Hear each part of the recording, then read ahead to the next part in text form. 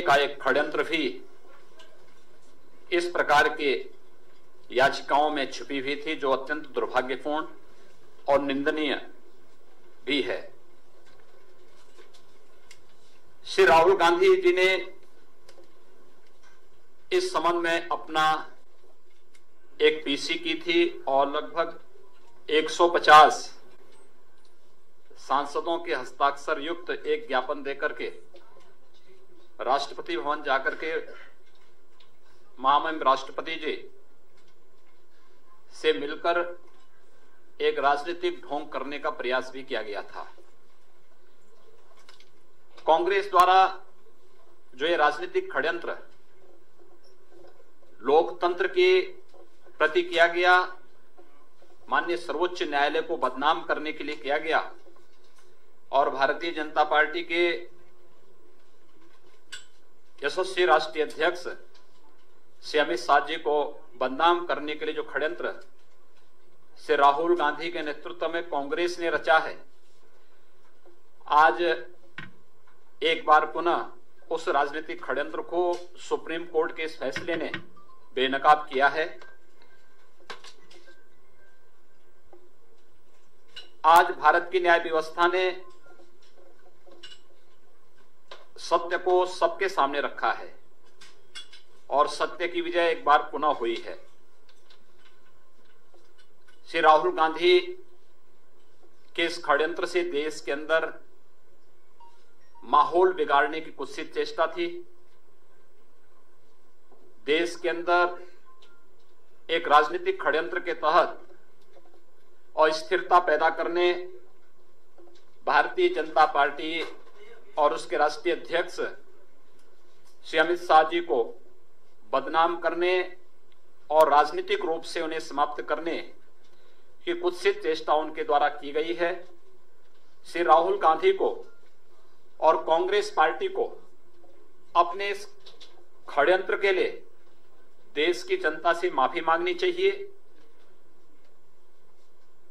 श्री राहुल गांधी को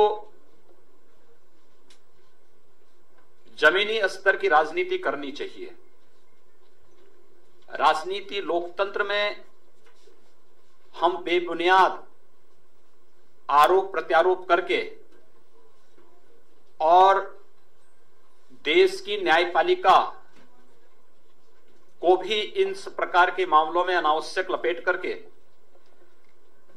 जिस प्रकार से माहौल खराब करने का प्रयास कर रहे हैं, आज के इस फैसले ने, माननीय उच्चतम न्यायालय के इस फैसले ने कांग्रेस और उसके सहयोगी दलों के संपूर्ण षड्यंत्र को पूरी तरह बेनकाब किया है।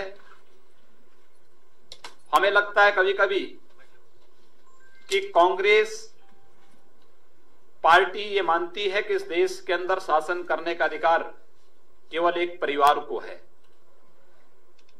एक गरीब या एक पिछड़े जाति से अपने संघर्षों से अगर देश के सर्वोच्च पद पर बैठे हुए व्यक्ति को देखना इन्हें अच्छा नहीं लगता। यही कारण है कि कांग्रेस और कांग्रेस पार्टी के अध्यक्ष श्री राहुल गांधी जी समय समय पर इस प्रकार के वक्तव्यों से और इस प्रकार के राजनीतिक षड्यंत्रों के माध्यम से अपने आप को पूरी तरह बेनकाब होते हुए देखते हैं।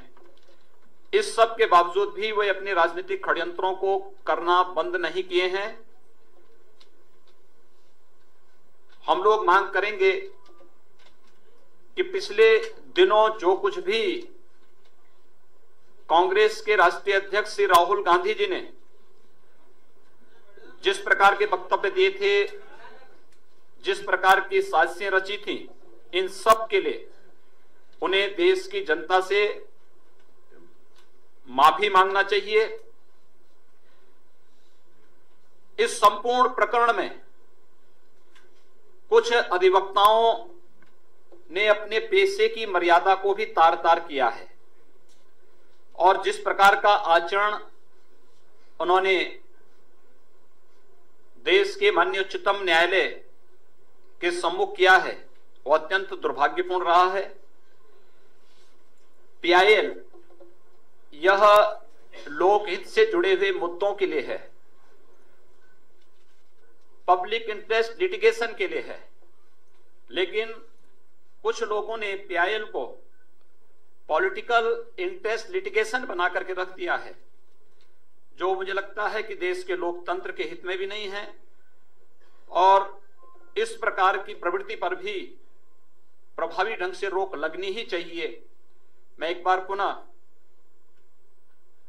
माननीय उच्चतम न्यायालय के आज के इस फैसले का हम स्वागत करते हैं और श्री राहुल गांधी से अपने इस राजनीतिक षड्यंत्र के लिए देश की जनता से माफी मांगने के लिए भी हम लोग बार बार कहेंगे। धन्यवाद। धन्यवाद। सर ने यह भी निर्देश दिया है कि जल्दी ही महिला सुरक्षा। सीएम योगी ने इस पूरे मामले पर प्रेस कॉन्फ्रेंस की है। सीएम ने राहुल गांधी पर जमकर निशाना साधा। आपने सुना किस तरीके से उन्होंने कहा कि सुप्रीम कोर्ट का जो फैसला आया है हम उसका सम्मान करते हैं। राजनीतिक षड्यंत्र को फैसले ने उजागर किया है। कांग्रेस का घृणित चेहरा सबके सामने आया। राहुल गांधी देश से माफी मांगे। जस्टिस लोया मामले पर सीएम का ये बड़ा बयान आया है। आपको बता दें इस पूरे मामले पर राहुल गांधी पर जमकर निशाना साधा है सीएम योगी आदित्यनाथ ने प्रेस कॉन्फ्रेंस की इस पूरे मामले पर।